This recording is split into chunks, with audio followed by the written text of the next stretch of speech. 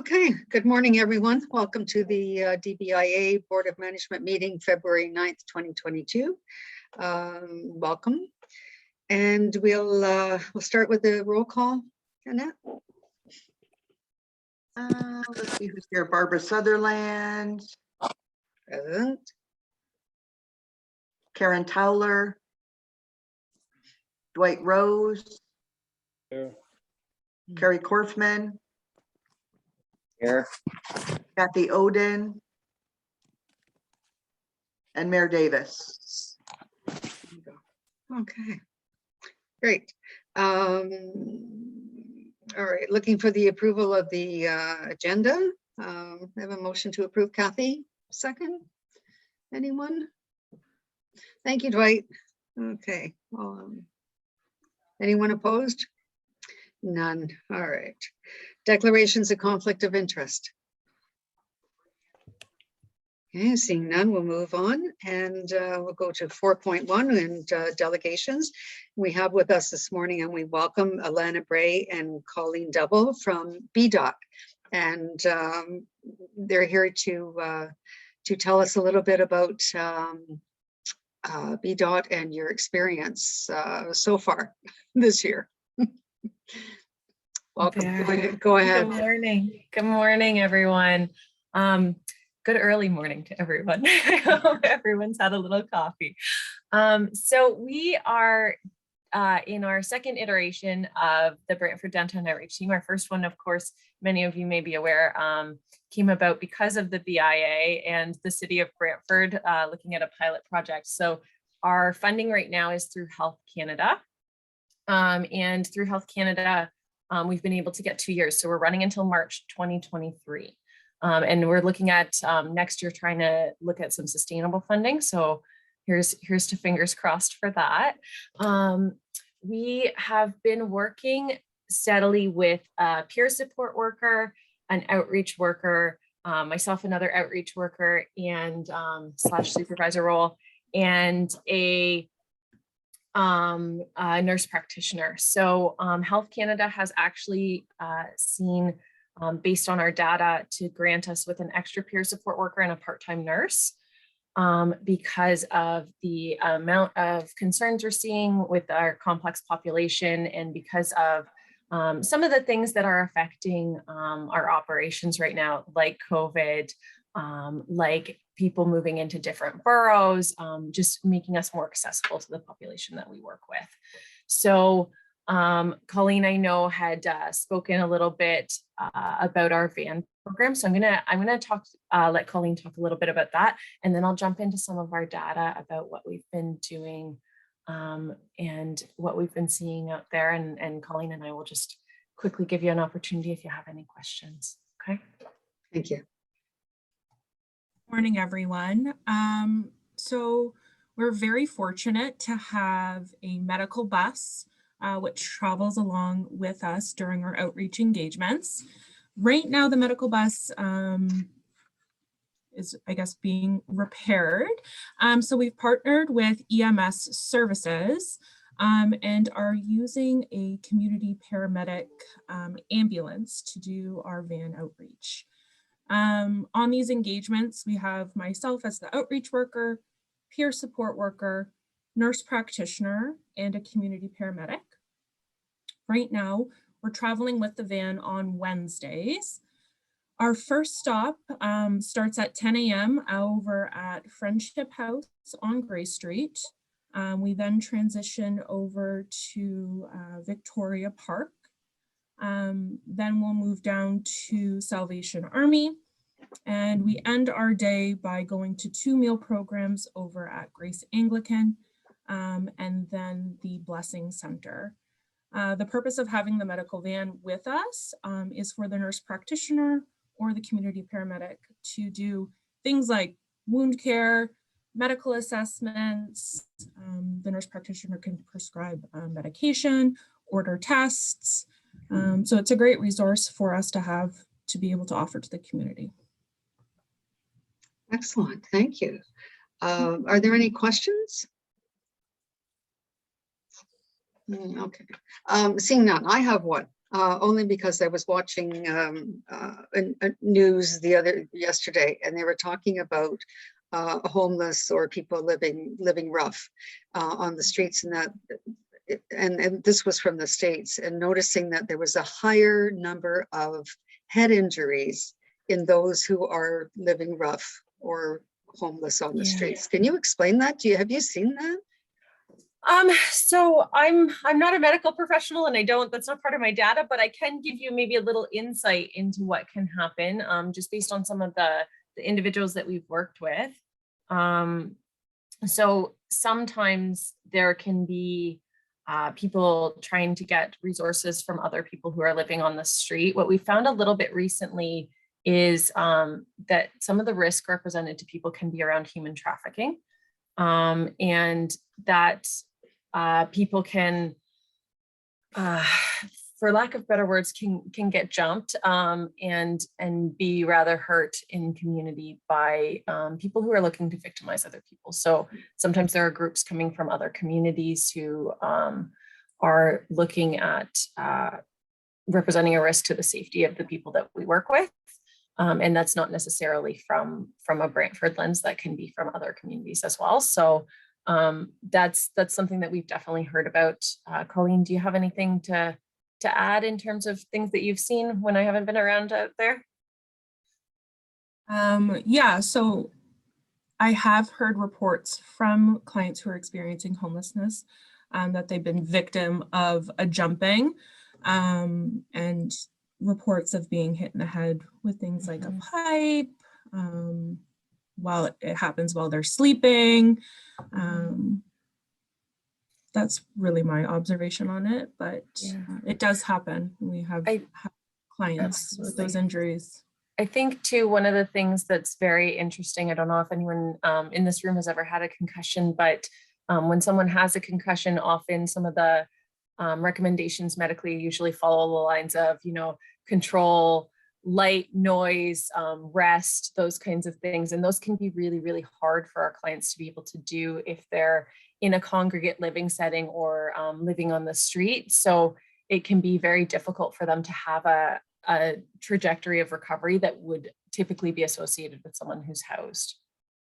Okay. Well, thank you very much for explaining that, because I thought that that was enough information that they brought it out in the news yesterday, and we wonder how many communities are suffering head injuries, and as you say, they can't go anywhere to recover. So just interesting. Thank you so much.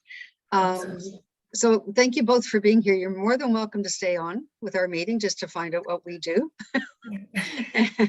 and thank you for taking your time this morning. We appreciate no problem. Barbara, just before we leave, I noticed Karen has her hand up, and I wanted to double check. If there's something. Karen, I'm sorry. You do. You're in my far corner there, Karen. That's okay. Thank you. Thank you. Through you, Madam Chair. Alana, I don't know if you had prepared any stats about the number of people that you're seeing. So I'd love to either you add that to the report, or if we have time, a couple minutes on that. And I guess my other comment would be around the team feeling safe and supported. As you noted, BIA was one of the groups that really put this forward. And as a board member, I just want to make sure that you're feeling the support that you require. And I'm looking at Sergeant Grantham and all the amazing work they're doing, and when you need to connect with them for your own. And I say that with gentleness and kindness, and not seeing that I'm a nurse by background, all homeless people are, you know what I'm getting at, right? Okay, I'll leave it at that. I appreciate it, Karen. I can quick do a 1 minute thing if you guys have time okay. So I will quick, because there are two things I wanted to mention. So our data actually focuses on people who use substances. That's part of our funding structure right now. So I'm going to break it down a little bit by unique individuals, and then individuals who have disclosed that they use substances to us. So And that doesn't necessarily mean that they use substances to a substance use disorder level. It just means that we've talked to them about substance use. In terms of our total individuals served to date, we have 542 unique individuals. So that means that we've worked with 542 individuals who have talked about housing issues or who are experiencing homelessness. Most of that population have been experiencing homelessness during that period or during a period prior to or after us speaking to them about what was happening in their lives. So we've worked with many of those individuals on many occasions. The number of individuals that we've worked with who have disclosed substance use to us is 373. So we are actively working with a lot of those individuals to reduce the harms associated with use and to make sure that I personally have worked with someone previously in a different part of my career where they had contracted AIDS during substance use, and it was really, really difficult to convince them that they wanted to live and to go into recovery when they said that that was one of their goals, because they said, what's the hope now? So a part of what we do is really, really trying to mitigate some of the risks associated with substance use so that there's future hope when the individual does want to stop using substances. And if you guys ever want me to talk to you more about that, I'm happy to do that.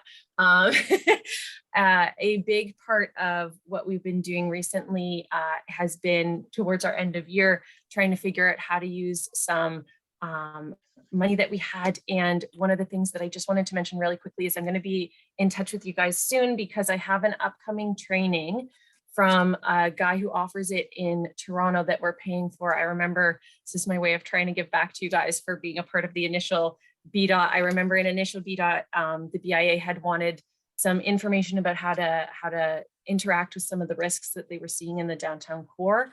I'm going to extend a couple of spots in a training that I've arranged for you from an individual from Toronto who trains on specifically how to work with overdose.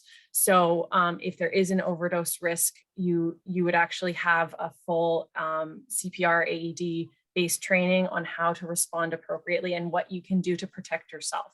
So I just wanted to make sure that you guys know that that's something I'm going to be throwing out to you to see if anyone would like a spot. And I will be in touch shortly about that. So. That's wonderful. Thank you, Alana. Thank you very much. All right. Well, that's, Carrie, we have 1 minute. Go ahead.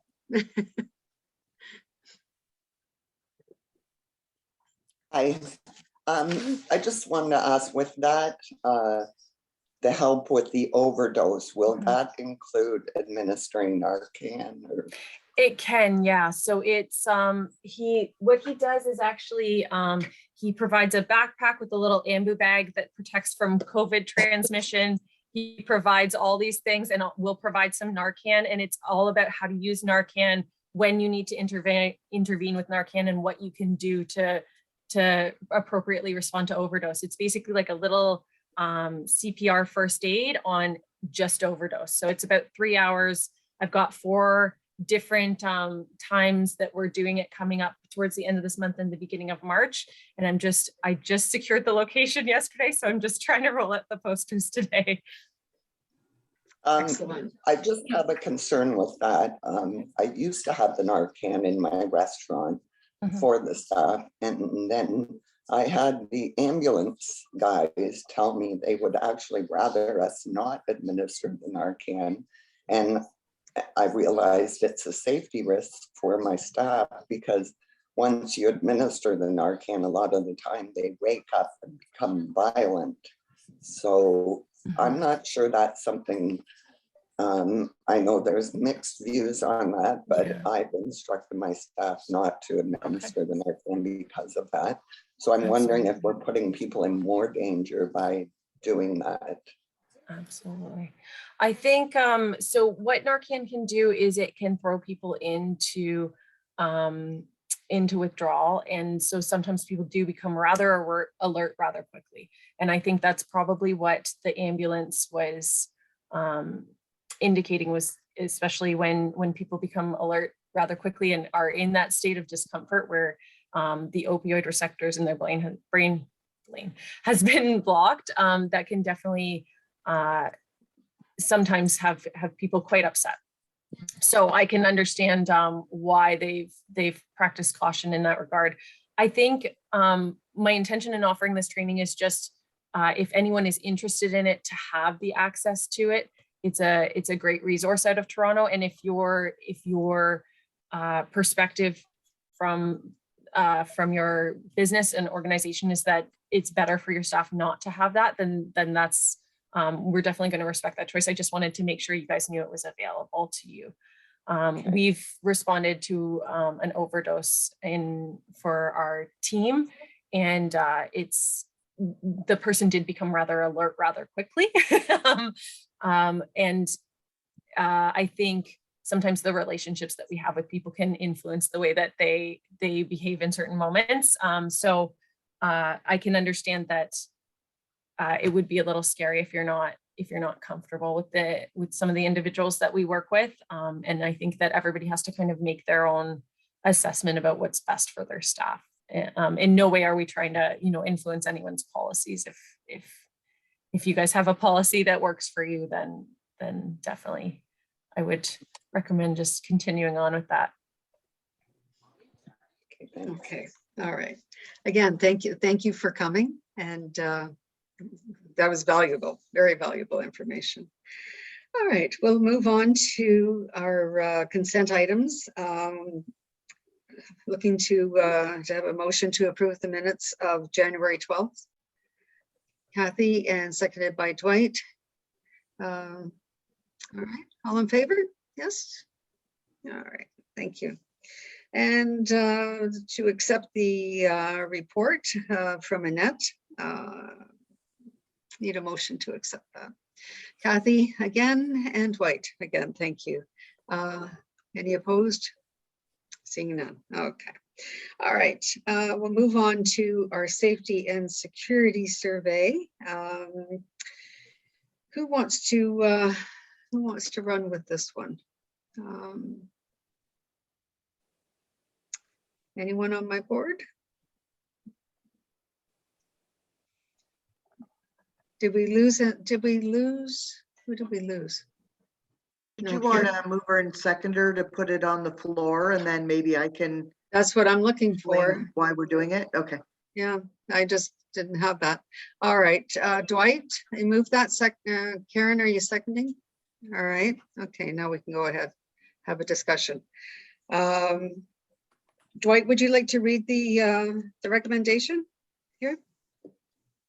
Recommendation is that the executive committee recommended that the DBBIA Board of Management approve the surveying of membership regarding safety and security in the downtown, following the review by one partners of the questions being asked, and that the results of the survey be shared with the OBBIA advocacy committee. Okay, so is there any discussion, any questions about that? Okay, seeing, oh, yes, Kathy, go ahead. Sorry, just who's creating the questions that are going out for surveying? Go ahead, Annette. So every Tuesday I attend the OBIA best Yeah. practices calls. So Peter Burrell was at one of those, and he had done this survey. I think I circulated it with Yes. his membership. So the OBIA said, why don't we get all the BIAs to do the same survey? They can compile the information and then have to their advocacy committee, and then that committee can advocate to whatever levels of government they need for funding, for whatever the results produce. So Thank you. That's a great yeah. idea. Thank you. So there were suggestions also that each BIA come up with a couple questions of what concerns them most as well. So we could add those, and in regards to partners, we could reach out to Brantford Police Services and other groups that might have some suggestions for questions. Go ahead, Karen. So this is different than what's been covered in the Downtown Action Task Force. I guess is my question. The specific questions. So we need more gathering. I'm always just very sensitive with people's time and saturation to surveys, and have we captured the same content other locations? If not, then that's fine. I'm just questioning. Right. Maybe I can answer that. Because the OBIA has requested or suggested that we all do this and ask the same questions, that they can compile it. We wouldn't necessarily have exactly the same questions, and so it's just for a matter of consistency. And then they'll have a provincial view on the answers. Yeah. Okay, any other questions? All right, if not, could we call the vote on this? All right, all in favor? Any opposed? Seeing none. Okay, thank you. Carried. All right, we'll go to 6.2, the Brantford Jazz Concert Series. Dwight, can I call on you to put this motion on the table, please? Well, I think the motion should be removed as of late yesterday afternoon. The applicant requested that they return the outstanding money for the conferences to us, and that we wait and start fresh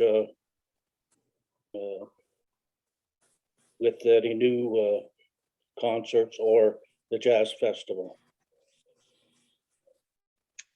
Okay, so we're removing this motion, right? Okay, all right. Yes, Dwight? I think also in light of this, although we thought we were doing the right thing back in the past, this originally originated with the jazz concert series after a failure to do the in-person concerts, and that left it out in the open. There was outstanding funds that we had given the Frank and Nancy DeFelice to go on with that. I think in the future, we should just, when things aren't completed, we should just take our funds back and then wait and see what's to be done out of that, rather than leaving it open, and it doesn't leave us. It's, you know, it's not a good situation, that's for sure. Yeah, it didn't turn into a good situation. I don't think it is. Yeah. Okay, but just a matter of our point of procedure here. So we've just removed the motion from the table. We're not doing anything with this. Is that right, Annette? I'm not sure. You could either, well, I guess we would need a mover and seconder to put it on the floor. If you don't have that, then it just, it's mute. Nothing happens. I guess if somebody wanted to move and second it and put it on the floor, they could deny the request. Okay. Or, yeah, deny the request. All right. Okay. So, as I recall, we didn't have a mover or a seconder for this. Go ahead, Dwight. I'll put the motion on the floor here that the executive committee, with regard to the Brantford Jazz Concert Series, recommended that the DBBIA Board of Management deny the request from the Brantford International Jazz Festival Downtown Concert Series for an additional sponsorship of $2,000 for the production of a virtual concert series, and that there's a problem with this amount of money here, that $1,500 from the concerts that didn't take place in 2020 be the DBBIA sponsorship for the 2022 Brantford International Jazz Festival. Okay, do you have a seconder for that motion? All right, seeing none, the motion fails. Okay, all right, there we go. And could we welcome Councillor Utley? Thank you very much for coming in. Thank you. All right, we'll move on to. Oh, thank you. Good. 6.3, the BRC request for 1,000 to continue the digital Main Street program. Would someone like to put this motion on the table? Go ahead, Dwight. The DBBIA Executive Committee recommended that the DBBIA Board of Management approve the request from the BRC for $1,000 to continue the digital Main Street program. Funds will be coming out of our partnership with Leverage account. All right. Do you have a seconder for that motion? And that's Karen. All right. Any discussion? Any questions? May, would you like to add to that in any way? Oh, that's wonderful. Thank you. No, since the Digital Main Street 3.0 took effect in September, we ran our Digital Service Squad member. She was fabulous. She reached 96 businesses through the city of Brantford. 30 of those were in the downtown. Another part of this program is that businesses could apply directly for a digital transformation grant of $2,500. And she worked specifically trying to get these businesses through. And we've had over 65 businesses in the city of Brantford apply for this grant. The contract ended January 28th, so did our money. We ran through the funds. We heard from the province that this program was going to be relaunched in April. Well, we hoped it was earlier, but they're waiting till April. So we would love to keep our Digital Service Squad member on the ground, working with these businesses to help them spend their funds that they received, and just with no interruption at all in that relationship. So thank you very much. Okay, good. All right, so seeing no other questions, everyone in favor? Thank you. That motion is carried. Thank you. All right, now we're at 6.4 and looks like we're at Mayor Davis giving us task force updates. I wasn't quite clear what exactly you wanted me to do. But first of all, let me give you a more general update from City Hall. Couple of important developments this week. On Monday night, we had a special council meeting and we approved the police budget. And that was a little unusual. Normally, that would be part of the overall approval of the budget, later this month, early March. But we wanted to advance it because contained within that budget was provision for the special constable downtown beat patrol.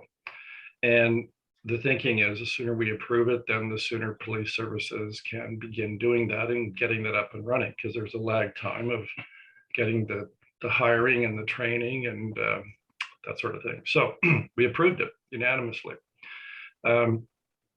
The chief, when he was present during the meeting, he also talked, as we've heard him before, about the stratified approach to policing. And so and the reason why I'm mentioning that is because when you look at the downtown, there's a number of different, let's say, security patrollers, in the sense that you have hopefully downtown special constable beat patrol in the spring. You have Laurier security on their buildings. And then he also talked about the downtown, well, the city's private security and how that's part and parcel of the stratified approach. For example, he said it's important to have the city maintain its private security to deal with its own properties, which Harmony Square, City Hall, we probably are the largest landowner downtown, but most importantly, the parking garage. And that it's their preference that the constables that are on the downtown beat patrol are not continually being pulled into the garage and are dealing with issues elsewhere in the downtown. And of course, that's what our security patrol does. It spends a lot of time on downtown properties, but not only that, it also provides security at the Marlene Ave supportive housing project down in Eagle Place, Lorne Towers, all of the housing developments we have throughout in and about and near the downtown. And if we're not controlling what's happening on our own properties, that spills over. It spills over into the downtown.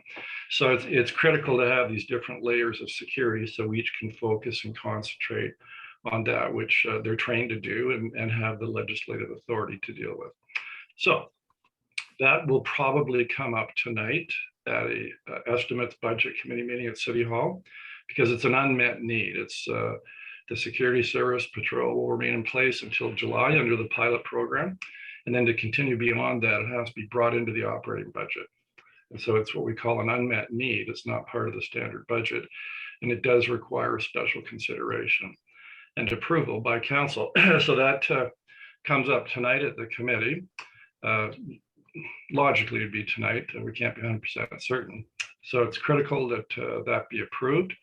But nothing comes without a price to it, and it's probably around, I think, about $400,000, and so that's a 1/3% tax increase.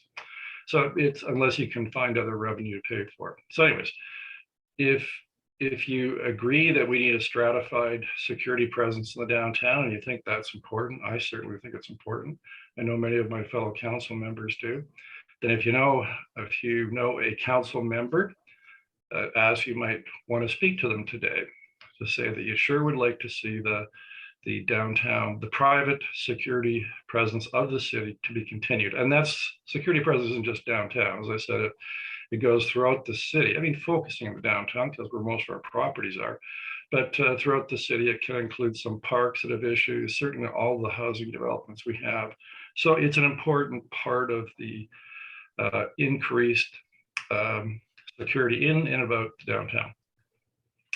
Well, that's what's happening this week, which is fairly significant.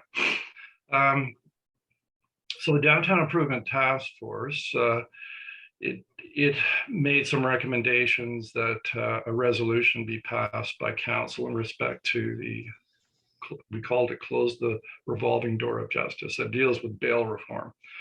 And that was approved unanimously by council. And it has been sent to all the municipalities throughout Ontario, asking them if they would pass a similar resolution. That went out late last week through my office. And I can say we're already seeing some pretty good responses. So we're hoping other councils will take up the resolution, and that it'll be a growing movement telling the federal government that we need the federal government to strengthen the Bail Act, or it's part of the criminal code, as opposed to continuing to further weaken it. So those are immediate steps. So now to the task force. So we are having a meeting on March 10th. And that is, it could well be the last meeting.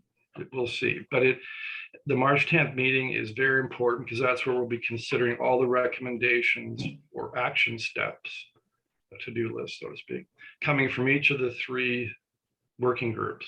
One's safety and security, one's concentrating the economic vitality and promoting that and strengthening that of the downtown. The other is service to the vulnerable. And so those subcommittees will be reporting to the task force on March 10th. And the intent would then be, if the task force is able to do it at that meeting, to then consolidate that into one final report with a set of recommendations that I think I have to emphasize, not just for council, but for the community, because many of the steps, cannot just be done by the city. It'll require a team effort. And that's important, because if we expect the city to do all of this, it just simply can't do it. It's got to be a team effort, and hopefully this final report will provide a path, a guided path, how we can better improve the downtown. I say how we, I truly mean we, right? We all got to take ownership in this and do our part. So I wasn't sure what you wanted to do today. I assume because the BIA is, Barb's on the task force, you're an important member of the task force. So obviously the task force will be looking for your input, the input of this organization in respect to, there's about close to, I think, 40 recommendations in total. So I'm not sure how you as a group are going to, how we're going to determine how that's to be done. Because if you wanted to go through all 40 of them right now, well, we'd have to set it up so we could do sharing, and I'm going to go longer than 9:15, I would think. That's right. So I'm not sure how you want to do that. Okay, if I may. I know it's been distributed, right, to the various recommendations. So. Yes, all right. And I don't know if our boards had the opportunity to see all 40 recommendations. And so that would require perhaps a separate meeting before March 10th to discern, you know, where our interests are and our ability to help with all the objectives. So I'm going to recommend that we just take time and have a special meeting on that particular subject before March 10th. And so I'm prepared to go to the task force with our answers. How does that sound to you, Mayor Davis?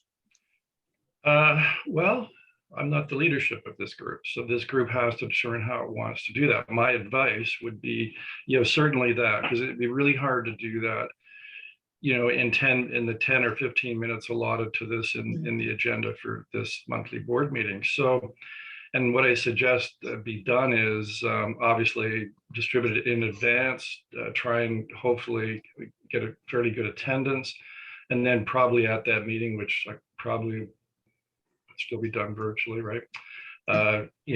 Share each of, because the recommendations right now are within each working group. So, you'd share, because there is it's been produced by city staff. You can, and that's in fact, I think what you distributed. So you could share that and then I guess go around the virtual table, and hopefully people have done some of their own homework beforehand so they can, provide some constructive comments, suggestions, advice to help you when you come to that March 10th meeting. Right. Thank you. Okay. Annette, I don't need a motion for that, do I? No. Okay, so that's just what we're going to do. All right. Thank you very much, Mayor Davis. We appreciate your comments. So any questions? Yes. Dwight has a question and then Carrie has a question. I would like to bring up one item, and it's in the Safety and Security Action Plan here. And it's advocacy. It's the 3.1, advocate to the federal government for bail reform. Our MP, Larry Brock, on January the 10th, initiated a petition to repeal Bill C5, which is that eliminates many mandatory minimum jail sentences for criminals. He has a petition here to go forward with that. I think it needs to be signed. You could look at it. It's www.LarryBrockMP@ca/C5. I believe that this bill should be repealed for sure. It doesn't go along with anything that we're looking at here. The recommended action of 3.1 draft and circular resolution of key stakeholders present at council and anticipated outcomes of increased security and supervision requirements impose more substantive and effective consequences for continued breaches. It's a continuing problem with the police, with these people and justice of the peace. There needs to be effective changes for sure on a lot of these criminals that they're generally out on bail before the officers can even get the paperwork done. And you can ask Chris Grantham about that for sure. So we can't make it easier for these people. There has to be accountability with things. That means to build more security, holding centers within 90 kilometers of our location and stuff.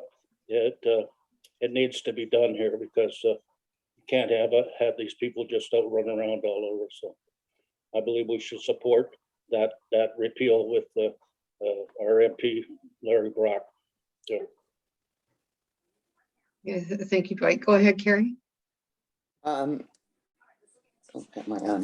just wanted to ask about a couple things in this action plan. A lot of them are slated for late 2022, like the building of a drop-in center, things like that.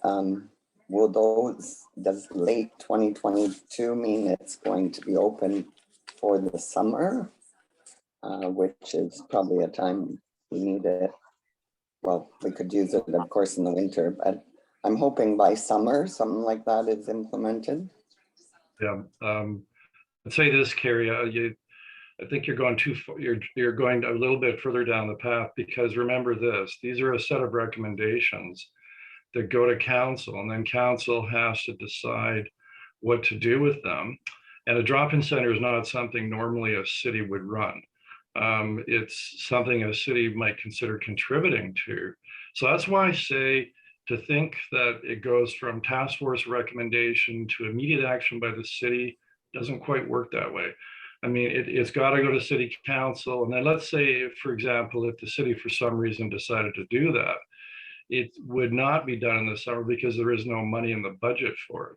Right? We do our budget at the beginning of the year. We're doing it right now. And then through the course of the year, it's very, very difficult to take on something like that because you don't have any money in your budget to do it. And so typically it would go through the budget process, like at the end of the year, if council decides they want to do it. And then it would be built into the budget for next year. And the reality is it would likely be a decision that would have to be made by the next council, not this council. And so, so that's why I emphasize this is not, certainly there'll be a list of actions, recommended actions, and that doesn't necessarily mean that they're automatically going to happen because the city will do them all. Some of them we simply won't be able to do because we don't have the authority to do them, the legislative authority. Some will have to be done by their partners. Some could well be done by a group of partners working together. But I think I can pretty confidently say, I mean, I'm not happy to tell you this, but that's just the way the process works, that, a drop-in center. And the other issue is, you also got to understand that the task force has to determine if it will support that and where it would go. I mean, is the vision for the downtown to be a hub for homeless services, or is it something else? And so that's a basic vision issue that needs to be addressed by the task force, I think. Because if you become a hub for homeless services, then there are certain consequences to that. And that is a real basic dilemma in respect to the recommendations coming up to the task force. I mean, many of them are, great in terms of serving the vulnerable. Where do you do it? And if you're doing all of that in the downtown, then guess what? All the problems the BIA complains about will continue and they'll increase. Yeah. So it's, where do you do that? How do you do it? Because the task force can't say how you do it. The task force is collecting good ideas, putting them together, the ones they think are good, advancing them to council and the community for its consideration. And then the whole question becomes, well, who's going to fund it? Who's going to do it? How's it going to be done? When it'll be done? So hopefully maybe the government provincial comes out with a bit of money for stuff like that too. I mean, you look at the downtown outreach. I mean, it began with the city saying, we got a little bit of money from the casino, let's do a pilot. And the pilot was successful enough that it attracted provincial support. And basically it's being now funded by the province. And so the casino monies have given us the ability to do pilots, but unfortunately, I mean, the casino really hasn't been running for 2 years, and our casino reserves, although they are not extinguished, you can well imagine they're not what they once were. So unfortunately, many times comes down to money. Okay. Thank you, Mayor Davis. Yes, we'll convene another meeting and we'll go through all of this. Thank you very much. All right.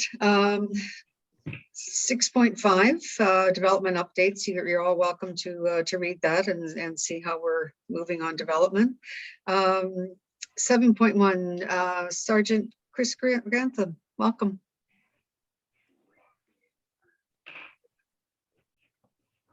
Hi, everyone. Sorry, hopefully you can hear me. I'm having some internet issues. It's saying that my connection is not good. We can hear you fine. Thank you. Perfect. So I've got a bunch of things to just touch base on to give you an idea of what we've been doing. The mayor's already touched on it. We'll have 8 new special constables for the downtown core, which is going to be a great addition to the core. Very welcome news there. I'm not sure how they're going to be deployed. That'll be up to the chief, of course, how he's going to deploy those. We do have PC Voki back on the beats. So that is also good. I've basically doubled my beat personnel since last year. So because of our new 12-hour shifts and the resources that we do have available now, we're also seeing the platoons are having members that are assigned to foot patrol downtown. So I'm not sure if you've noticed, but there have been extra officers downtown that you probably don't recognize that will be assigned to that. Few incidents we were involved in. Our emergency response team and beats assisted street crime with a drug warrant for an area motel. And early January as well, we had a weapons investigation where we recovered live pistol magazines and ammunition.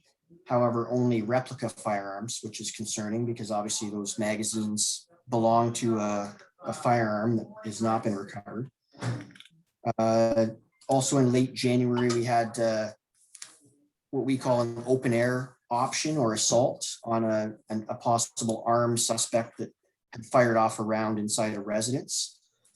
So that had a very safe conclusion, and it actually happened at, ended up finishing or concluding at 10 Stanley Street, which he became mobile. So that's why it moved from our original location. We also were involved in an RCMP joint project with a bunch of other different teams and services. They have not released anything in the news yet, so I can't comment on that yet, but you should see that coming out shortly. I'm surprised it's taken this long with what was involved. Also late January, we assisted with an internet child exploitation unit warrant for child pornography. That one's still ongoing, but we assisted in the search warrant and holding the scene while they were conducting their investigation and gathering their evidence. I think that's it for the, sorry, we did have a weed shop or illicit cannabis shop that John Balone has dealt with, but that's actually outside of the core.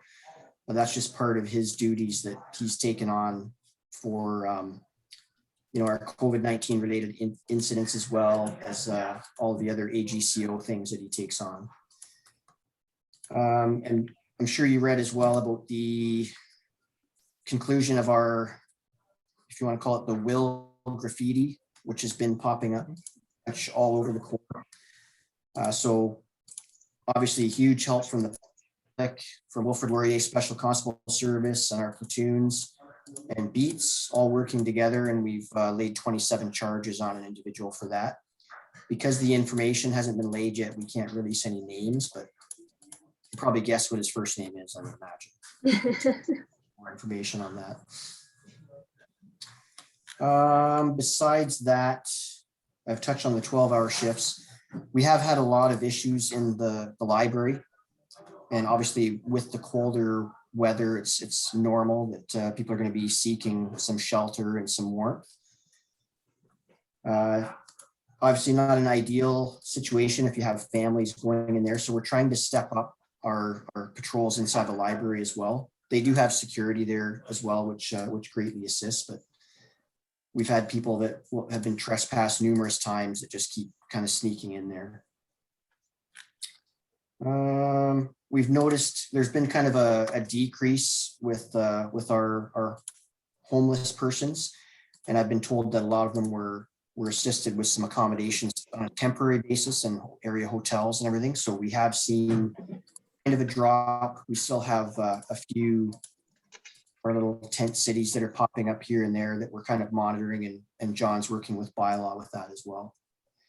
And then just to top that off, we are having our beat members doing a survey, and that's through University of Guelph and Wilfrid Laurier University, and that's on homelessness, kind of based on like the NIMBY approach, where where do these people go, all the issues that surround that. So hopefully that'll be a good eye opener. It does give the police perspective on that. And obviously it's not really part of our duties, but it becomes part of our duties because we're dealing with the people on a constant basis, trying to provide assistance. Obviously with that, there's also issues, and it was kind of touched on at the beginning of the meeting.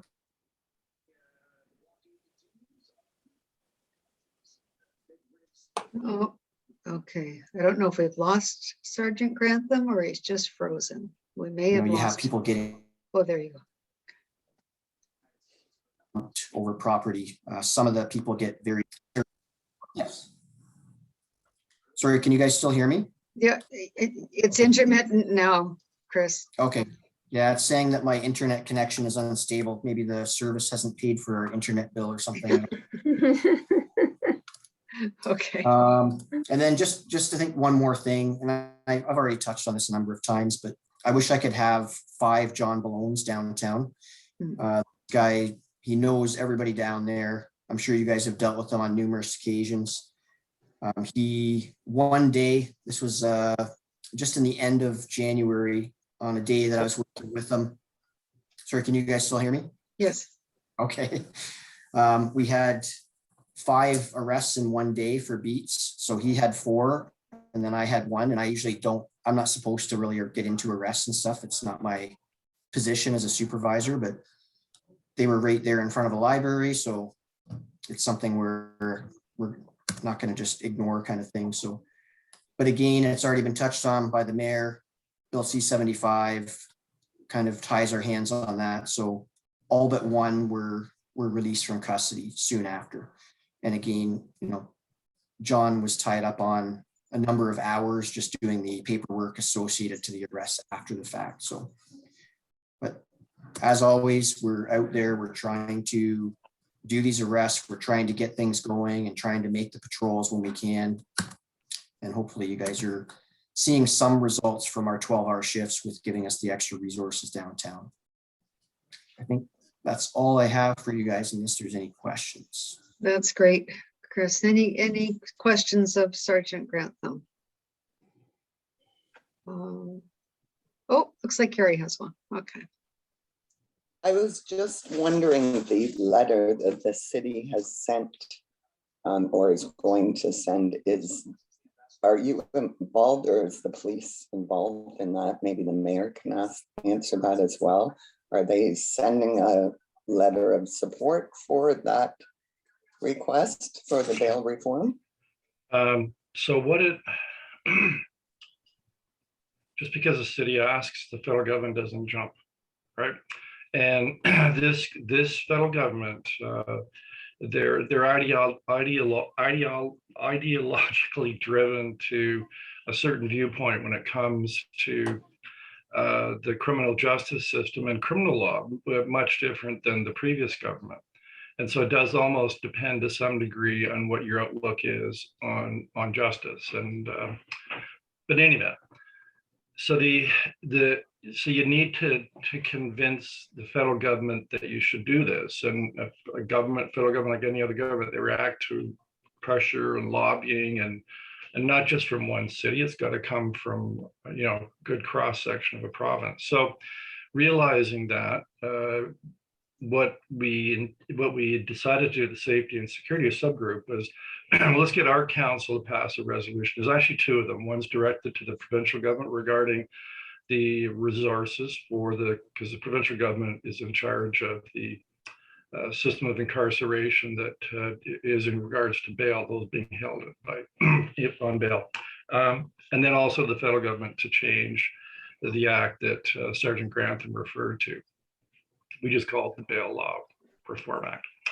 So then what you do as a city, and I'm sending letters to the ministers of justice, the Solicitor General of Ontario, the federal, but I'm being realistic to say that often just goes in the trash can. Well, it's just the Mayor of Brantford. It's one little riding. I hate to be so cynical, but that's the way it works. And so what you try and do is get other municipalities to pass similar resolutions and send similar letters. So they begin to feel that, oh, it's more than one mayor, it's more than one city that sees this problem. And that then maybe gets them to do something. So I've sent the resolution with the help of my office staff and clerk staff to every single 450 municipalities in Ontario by email, and directed to their clerks and their mayors. I actually did a personalized email, which is a little bit odd for mayors to do this, to each of those mayors, saying, here's my little path, this is what I found out. And I mentioned in that email that this resolution was really drafted by Chief Davis and MPP Larry Brock with his 30 years experience as a Crown attorney. I just added some of the window dressing to try and capture the attention of mayors, like the title, closing the revolving door of justice and whatnot. And so the hope is other municipal councils take it up. And the hope is that more people speak out to say, we're sick and tired of seeing people who've been arrested numerous times, many times for breach of prior pretrial release orders, bail orders, and they continue to be released. And the reason why is not JP's not doing their job, it's the rules they use. So sorry, I'm giving you a long answer, but anyways, that's what we're trying to do. And as I said, Americans say, hey, I sent this letter and the resolution to the Minister of Justice, job finished. Well, that isn't going to do anything. So if you really want to affect change, you got to understand how the system works, and you try and work within that system. Sorry, long answer, but you got me going. Well, that's good. We appreciate your work on this. And I'd make one last, to my previous answers to Carrie. The other thing that in terms of approving those recommendations, this becomes a lame duck council basically in July.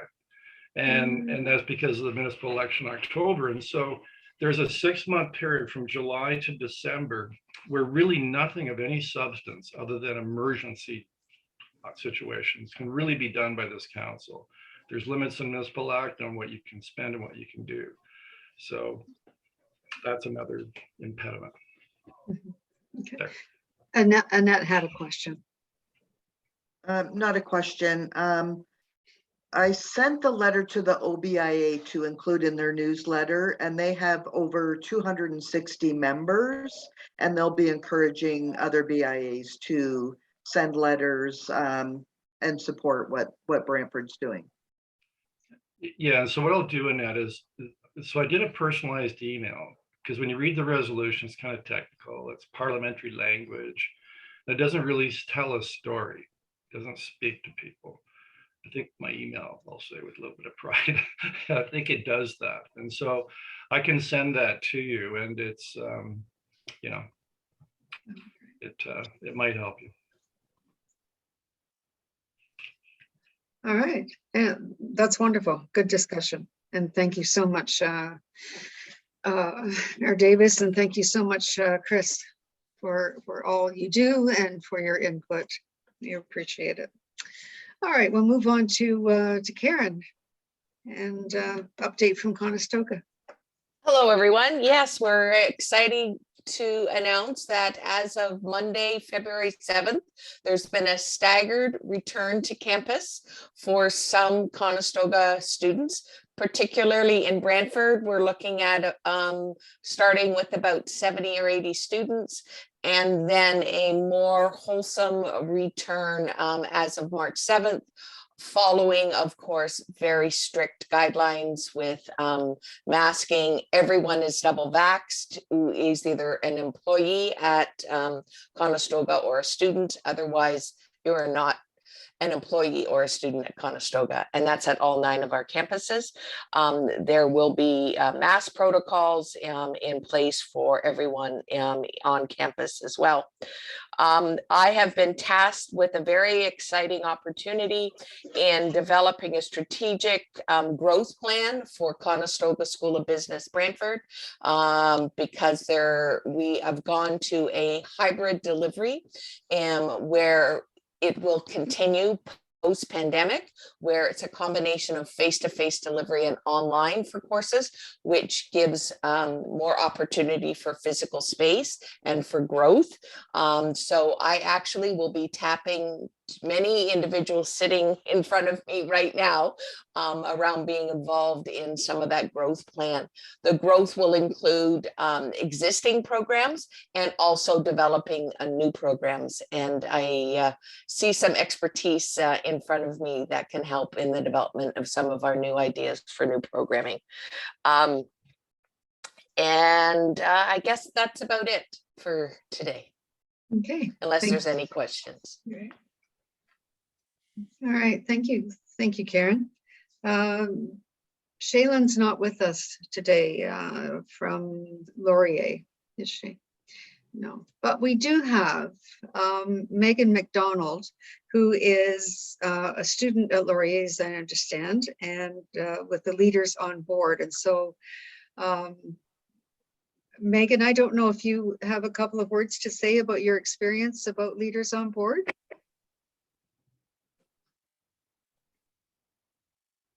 Hi, sure thing. Sorry. My camera's not working That's this okay. morning. I'm not sure what's going on, but yeah, this is a really great program and there's been a lot of interest in it. There's on board various different programs at Laurier Brantford, and I have heard good things from previous participants, and I'm in touch with a student this year who is partaking in a different board, and they're also really enjoying it. So great that I've heard. This is my first meeting that I have attended, and it is very interesting, and I think that it's a great opportunity that students that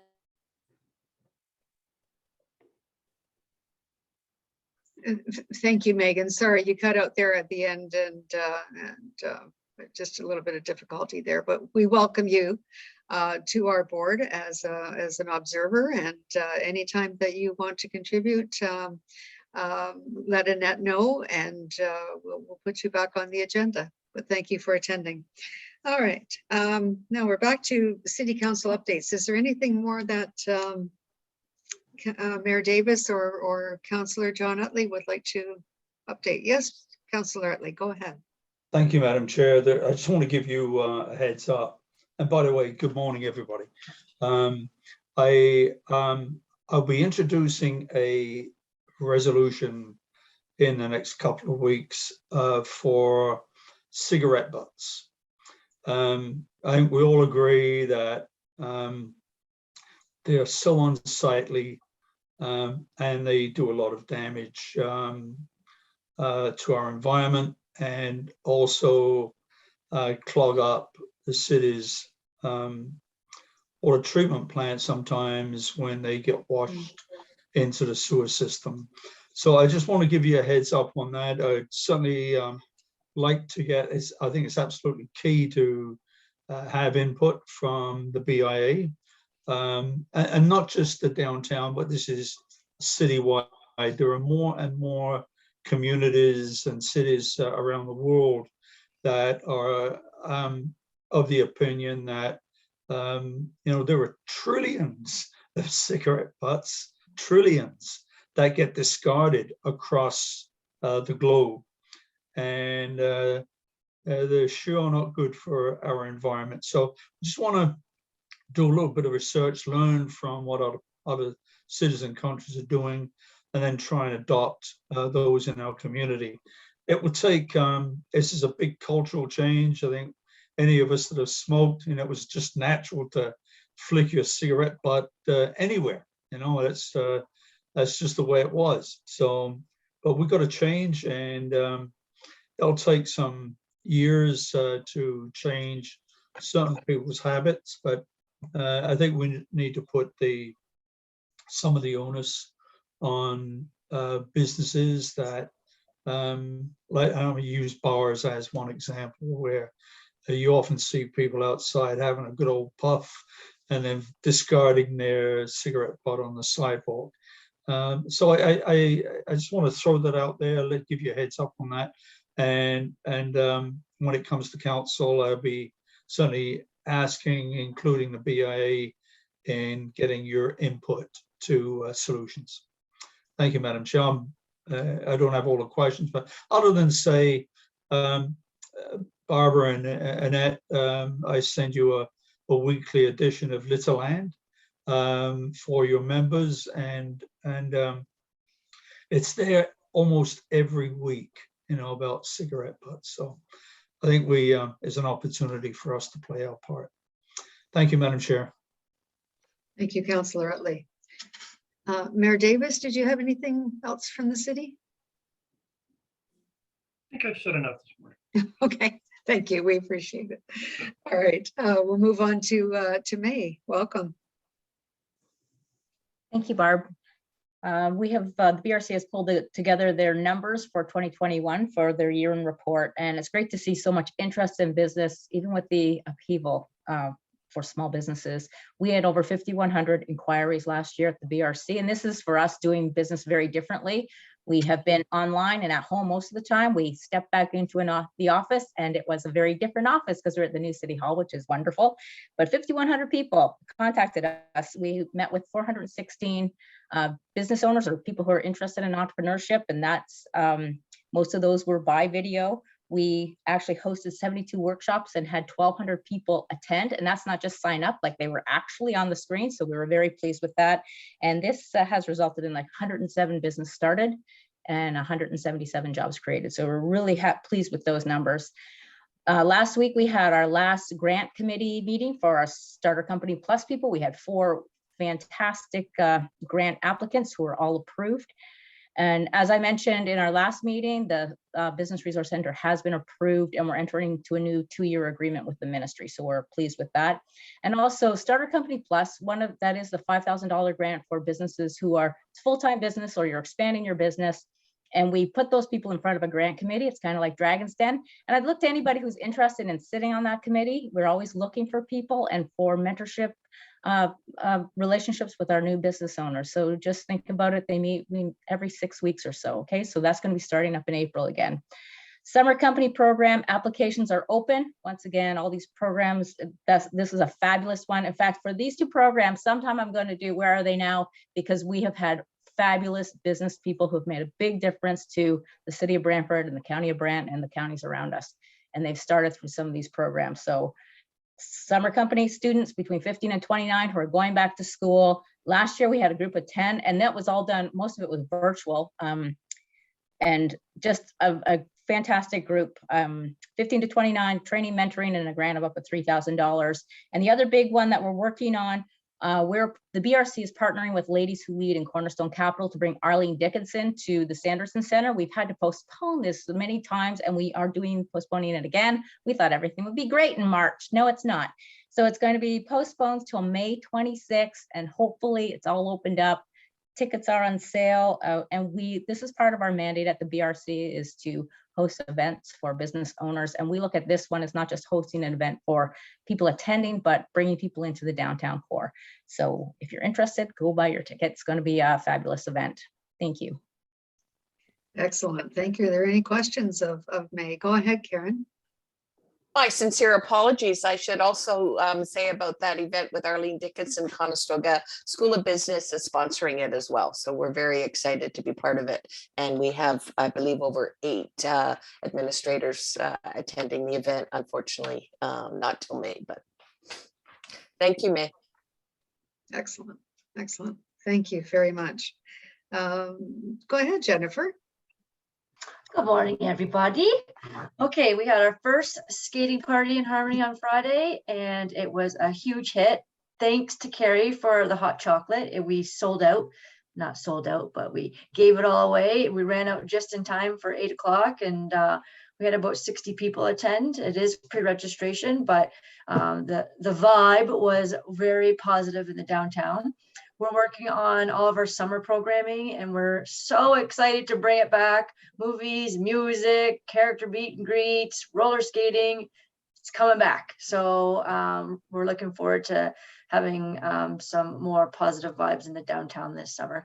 We're just moving ahead with things. Outside is looking promising for what's going on with the provincial guidelines. So it doesn't affect us as much as it does indoors. Other than that, I just want to say a big shout out to the downtown businesses. When we did a call out for donations for an online contest and for the skating parties, the response from businesses for donations was overwhelming. So it was really nice. We wanted to give back to businesses and bring more people downtown. So I think we accomplished that with all the support we received. So thanks, Annette, for sending that out to everybody. And that's about it for now. Okay. Thank you, Jennifer, and we really appreciate everything that you do in the downtown. So we're all looking forward to a more animated and more people and more programs in the downtown this summer. Okay, thank you. Are there any questions of Jennifer? All right, seeing none, thank you very much. And Beth isn't with us this morning. No, okay. All right, so I think we've come to the end of our meeting. And thank you, everyone. Have a good day. And our meeting's adjourned. Thank you so much. Bye, everyone. Bye. Good job, Madam Chair. Thank you. Thank you.